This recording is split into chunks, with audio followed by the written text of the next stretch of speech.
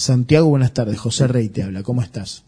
Buenas tardes, José. Muy bien. ¿Y vos? Muy bien. Bueno, contanos un poco porque sabemos que hace pocos días pudieron presentar este primer informe anual y bueno, queríamos enterarnos, saber no solamente de las conclusiones, sino en qué marco se dio, cómo lo pudieron llevar adelante, qué expectativas quedaron para seguir trabajando en este espacio. Bueno, contanos un poco con libertad absoluta. ¿Cómo no, José? El viernes de la semana pasada, a las 18 horas, presentamos el primer informe anual sobre asesinatos laborales en el local de Ademis. Ajá. Es un trabajo que venimos realizando desde hace un año prácticamente. Es el resultado de los últimos 3 trimestres, más el último trimestre de 2017. Llegamos a la conclusión de que solamente, como muy bien dijiste, trabajadores en blanco, no incluyendo las profesionales ni tampoco los casos in itinere, fallecieron 375 trabajadores en su puesto de trabajo en los últimos 12 meses.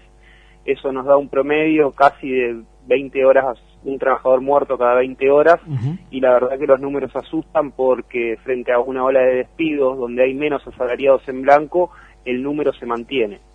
Quiere decir que el ajuste, por un lado, viene por el despido, el desempleo, y por el otro lado viene en las condiciones laborales, que vas a trabajar y no sabes si volvés, desgraciadamente. Me imagino que han podido presentar este informe en presencia de compañeros que, valga la redundancia, los acompañan y que provienen del espectro y del espacio sindical. Sabemos que todo lo que empieza con limitaciones, con dificultades, con tiempos que no son los que todos quisiéramos, pero han logrado ustedes llamar la atención de las centrales de trabajadores. Me refiero a las variantes de la CGT, que en este momento creo que hay 3 en funcionamiento, incluyendo la corriente federal de los trabajadores, de las 3 CTA, y en fin, de los diferentes espacios que nuclean a los trabajadores organizados, o todavía queda como una cuenta pendiente el poder concientizar también a estos compañeros lo que les está pasando a ellos dentro de sus propias organizaciones sindicales. No, justamente es uno de los ejes a tratar, el tratamiento más masivo, o sea, que lo tomen las centrales sindicales, porque la verdad que es un problema que les atañe directamente a eso. Cuando se discuten paritarias, por lo general, lo único que salta a la luz es ganamos un 15, ganamos un 20, ganamos un 30, pero en la negociación paritaria también se debería discutir cuáles son las condiciones laborales. Y es algo que la mayoría de los sindicatos, salvo contados casos como Aceiteros y el SUTNA, no lo contempla a la hora de discutir la relación laboral con el empleador. Por ejemplo, tenemos el caso drástico de los petroleros en el sur, donde Pereira firmó un cambio en el convenio colectivo de trabajo y modificó las condiciones de trabajo en perjuicio de los trabajadores. Como ejemplo de esto se da que antes, y con el convenio anterior, se podían subir a la torre de extracción con vientos de hasta 30 kilómetros por hora. Ahora los vientos se duplicaron, o sea, pueden subir a la torre con vientos de hasta 60 kilómetros por hora, y el resultado de esa política es 3 trabajadores petroleros fallecidos en los últimos 4 meses. Desgraciadamente, creo que debería estar en la agenda de la mayoría de los sindicatos, de las centrales obreras, a la hora de sentarse a discutir paritaria, poder discutir de igual a igual con el patrón las condiciones de salud y seguridad. Vos decías que precisamente en esta etapa política, el ajuste no solamente viene de la mano de las suspensiones, los despidos, los salarios a la baja, y todo tipo de propuestas indecentes. Cuando arrancábamos el programa hablábamos de funcionarios que tiran disparates del tipo de que no hay que pagar más aguinaldos, o que uno se queja de que el país no funciona porque no se pagan indemnizaciones y demás, y sin embargo hay una cuenta pendiente que efectivamente tiene que ver con la seguridad laboral. ¿Vos notás, vos me refiero, y los compañeros de Basta Asesinatos Laborales, notan que efectivamente las empresas están bajando notoriamente los índices de trabajo en términos de seguridad, en términos de calidad de trabajo para los laburantes? Sí, por supuesto.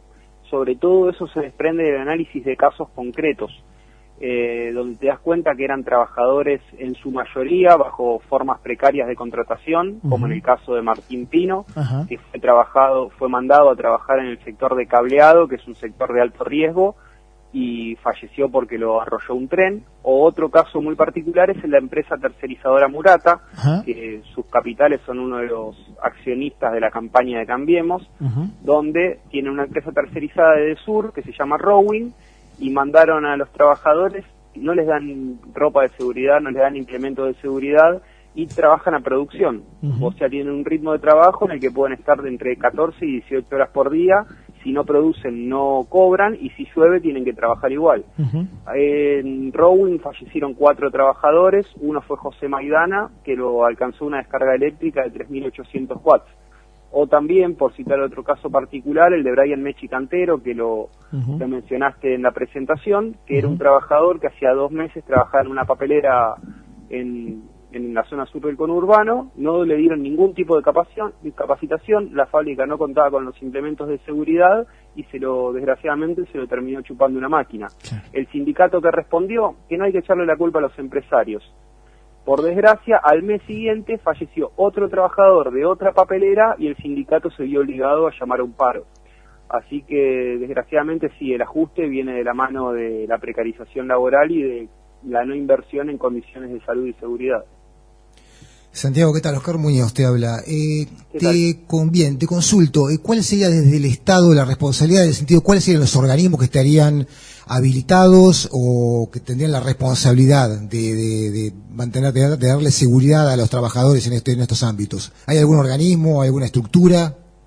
Sí, claro, es la Superintendencia de Riesgos del Trabajo la que debe velar por la seguridad en el ámbito laboral.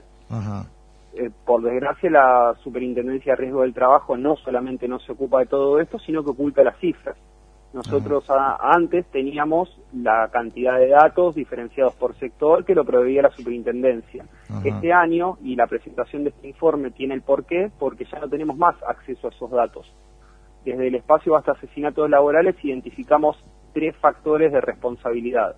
Por un lado es el Estado, porque sus organismos de control no vienen a fijarse si están dadas las condiciones laborales para que una fábrica pueda operar.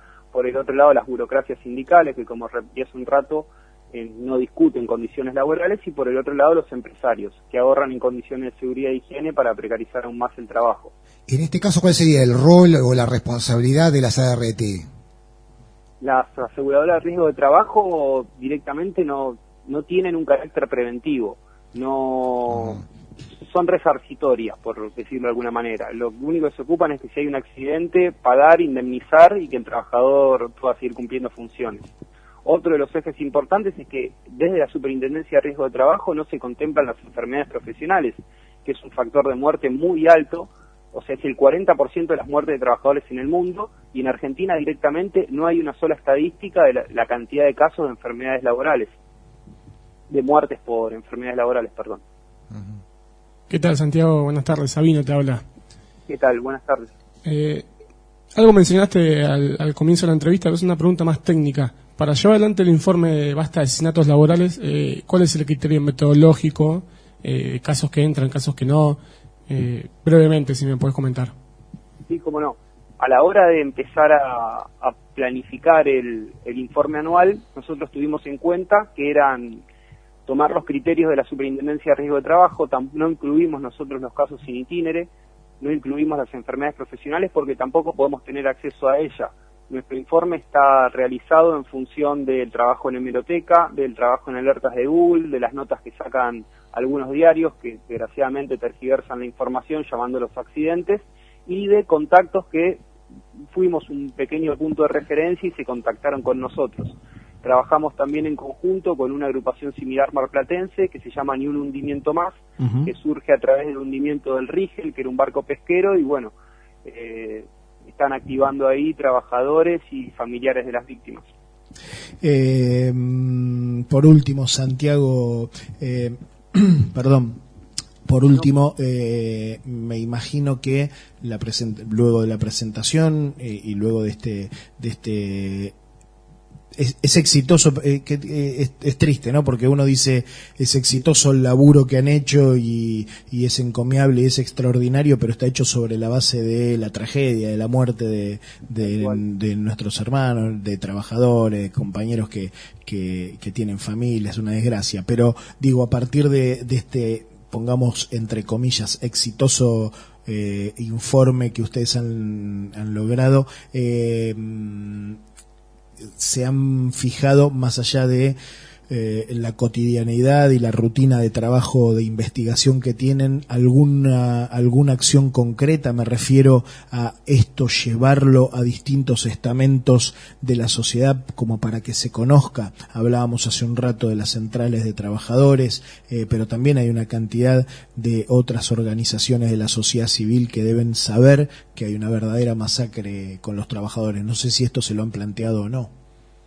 Sí, nos lo planteamos, y de hecho la realización del informe no es la única actividad que desarrollamos desde el espacio. Ajá. Sino que trabajamos en conjunto con el taller de estudios laborales, con quienes damos talleres de formación en prevención de accidentes, y se dio el curso del mapa de riesgos de trabajo. Por otro lado, también desde el colectivo de cine militante Silbando Bembas hicimos un corto. Ajá. En el que hacemos proyecciones en fábricas y en distintos lugares, y también hacemos campañas de concientización como volanteadas. Marchamos 2 veces a la Superintendencia de Riesgo de Trabajo, asimismo a los tribunales también para exigir justicia, y la idea, a partir de esta visibilización que logramos a través del informe, es abrir el espacio a otros sectores y empezar a crecer para concientizar y que deje de haber víctimas en los lugares de trabajo.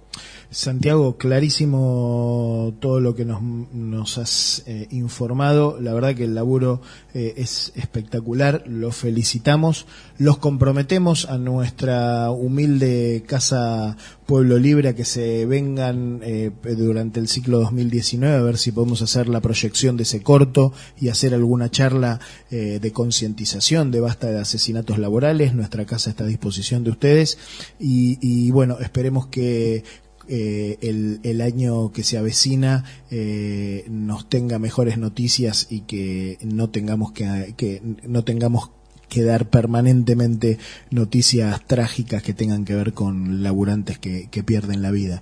Mientras tanto, extraordinario el laburo de ustedes y nuestras felicitaciones. Muchísimas gracias, y bueno, en nombre del espacio les agradecemos a ustedes que nos ayudaron siempre a visibilizar este problema. Así que muchas gracias, y esperemos, como bien dijiste, que el año que viene sea mejor. Así es, te agradecemos y te comprometemos para el año que viene con alguna charla que puedan brindar aquí en nuestra casa. Un abrazo muy grande. Con mucho gusto. Muchas gracias, un abrazo grande.